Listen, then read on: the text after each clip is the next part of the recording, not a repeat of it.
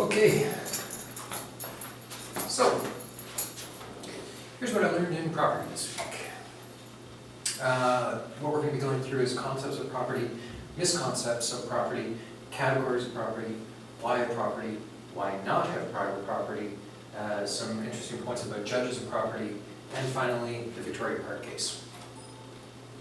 So, concepts of property. What determines our concept of property?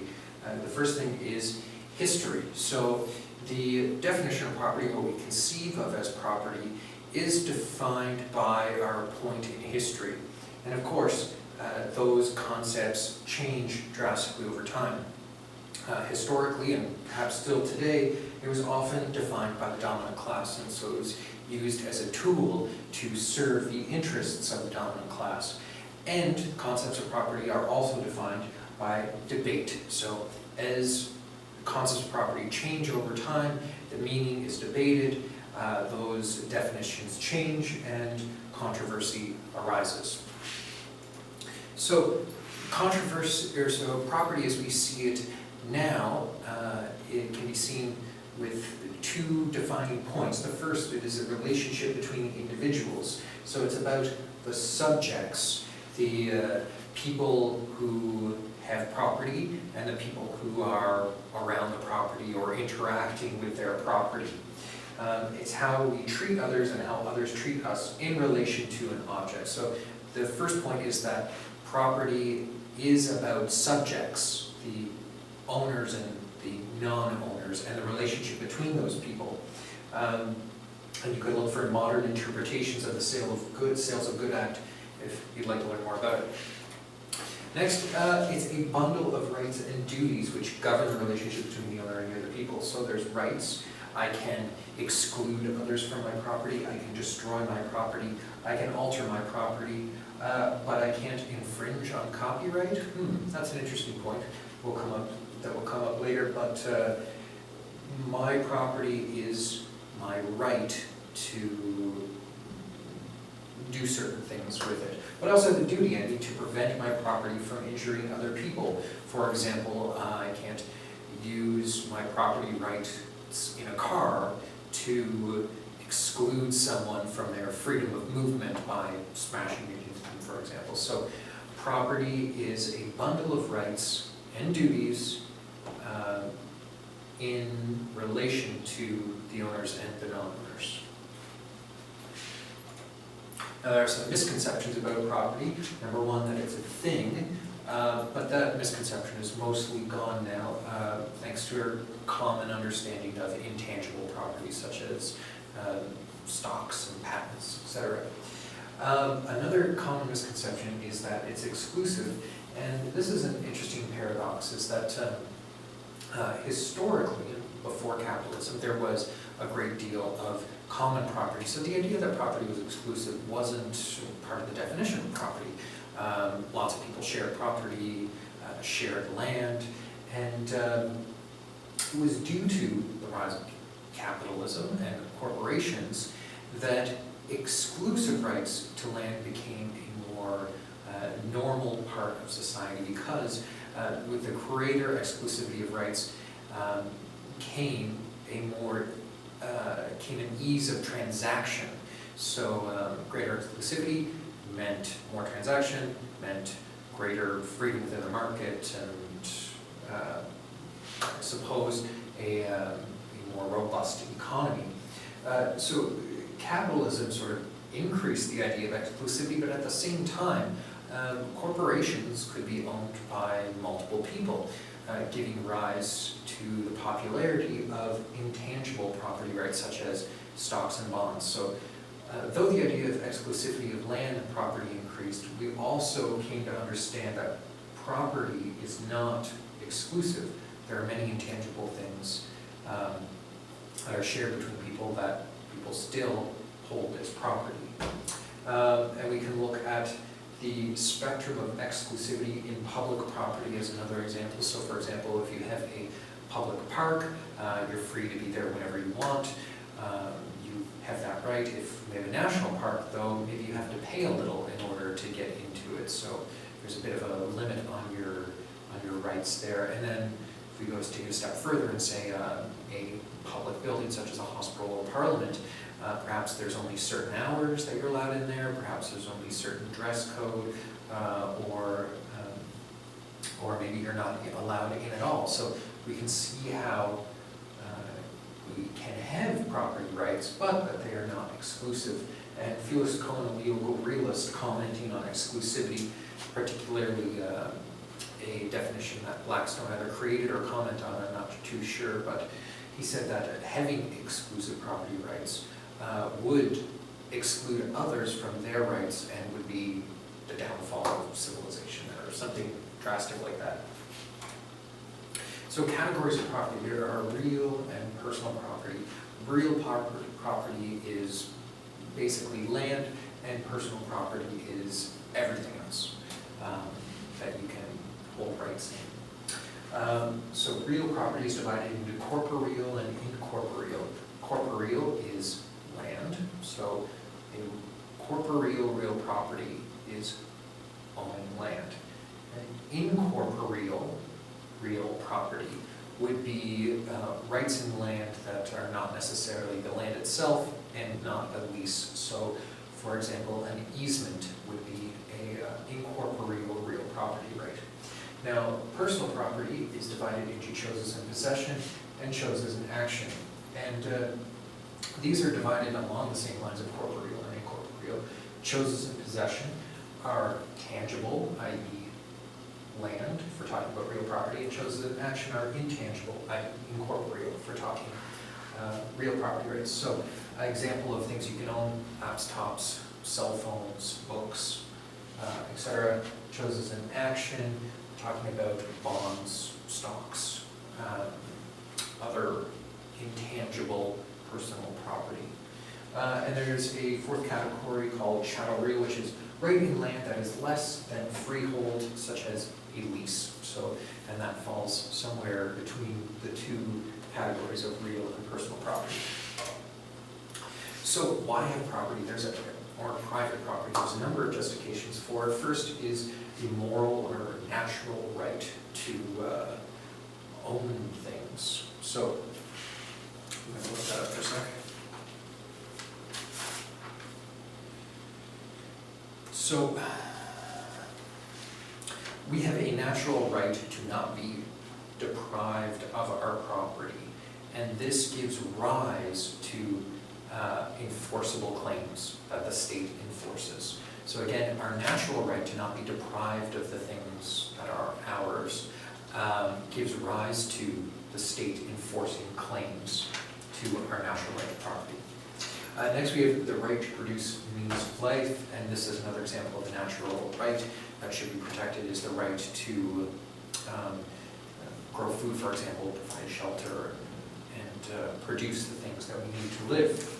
There's an economic justification that most recently has been popularly put forward by the economist Fernando de Soto as the cure-all for poverty.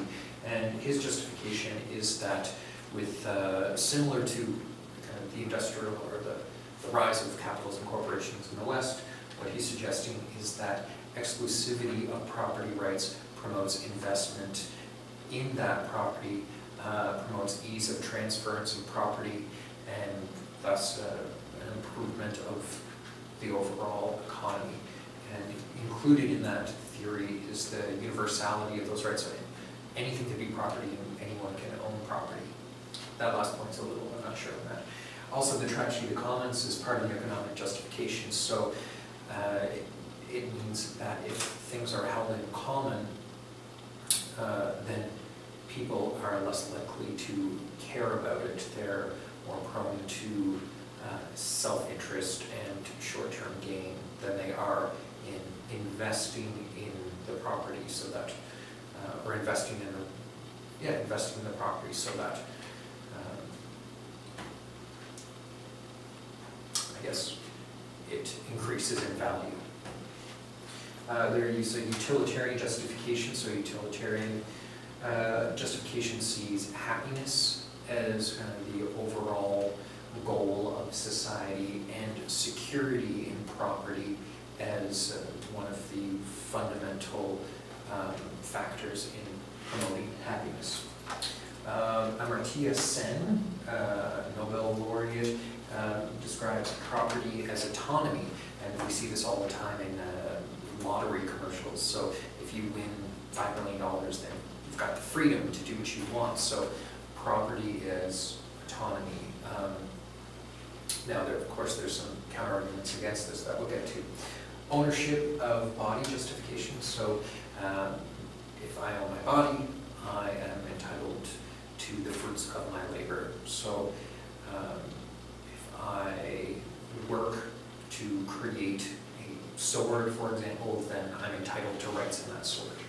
And lastly, self-determination is justification by Hegel, though I'm not exactly understand this, but if we have, if our property determines our sense of self, determines who we are, if we have some sense of sentimentality in our property, then we have a right to it. Now, why not have property rights? Well, the first thing is that it does require state support administration. I think the quote was $15 million per year in Alberta in order to administer private property. There's a tragedy of the anti-commons argument. So as property is divided and subdivided into smaller and smaller parcels of land with private property owners, there may be a sense that whatever I do on my land is not going to have any impact on the larger ecosystem because it's such a small portion of land. And if everyone thinks that way, well then we may have the exact same situation described in the tragedy of the commons.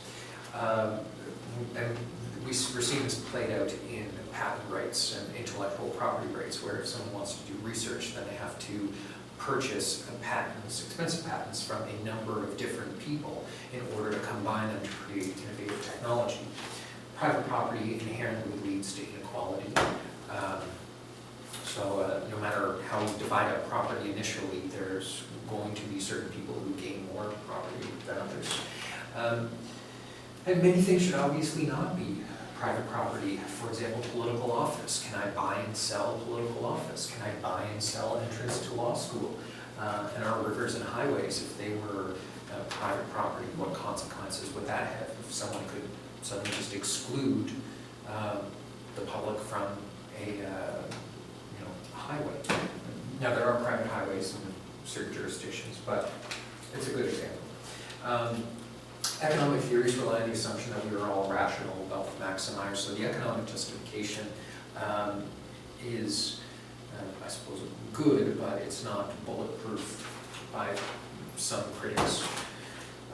Utopian books do not include private property. So this is an interesting point about the development of the human species and our ultimate potential. Does the inclusion of private property rights, is it simply a crutch as opposed to encouraging us to work together in cooperation? And lastly, private property does create decentralized private power. Though property rights do have limits, there can create an economic oligarchy where the private property owners can exclude your freedom of movement, which, if freedom is the ultimate goal of the economy, or improving freedom is the ultimate goal of the economy, as Amartya Sen says, then having large tracts of private property excluding people is perhaps not a good idea. So judges and property, until the 1970s, judges' commentary was markedly positivistic. So they believed that, this may not be true, that facts plus law equals judgment. So they're in an objective truth about law and justice. They believed that common law and statutes could be reduced to unchanging principles, and you can see Blackstone's commentaries on laws in England. That's exactly what he tried to do, is reduce the statutes and common law at the time to unchanging legal principles. However, that's changing. What we see now is legal realism. So judges care about the justifications of common law and statutes. They want to explore the why of decisions, and as modern or as early 21st century lawyers, we are expected to do that, to always note the justification of the legal principle law-based decision. Which brings us to the Victoria Park case. So this is an example of changing concepts of property and the controversy it sparks. So in this case, we see an appeal. We see the judges questioning their ability to even decide the case. Should they decide the case? Or should other people decide this case, i.e. the political class? And the lawyers cannot find precedents, and so they're using cases from foreign jurisdictions in order to support their arguments, and of course, a split decision 3-2. So these are all the symptoms of controversy, and in this case, controversy over the changing concepts of property. So the facts here, the plaintiff wants to exclude the defendant from watching the plaintiff's horse races from an adjacent property because the defendant is having the descriptions broadcast to an audience that might otherwise pay to enter the raceway. But does the plaintiff have within his bundle of rights the means to exclude the defendant? So here we see the bundle of rights and relationship definition of property.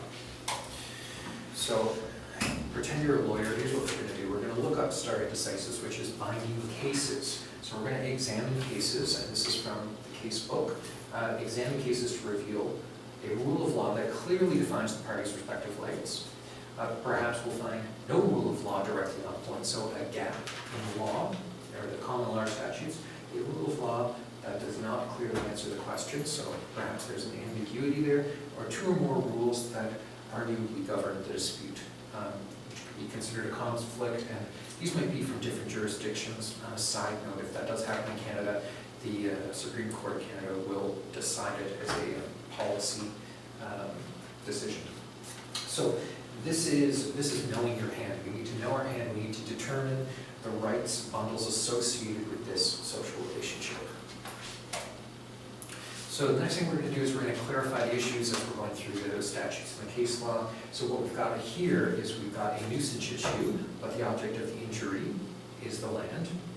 So if there's the object of injury is, I don't know how to describe that, but we've got a privacy issue, but again, the object of the industry is land, and we've got a spectacle as quasi-property argument, an analogous case from the US that the judge might buy. So we've got three possible avenues of excluding the defendant from the property. So once we've looked through the cases and clarified the issues, we're going to look for more analogous cases. And that's what I learned in week 1 of property.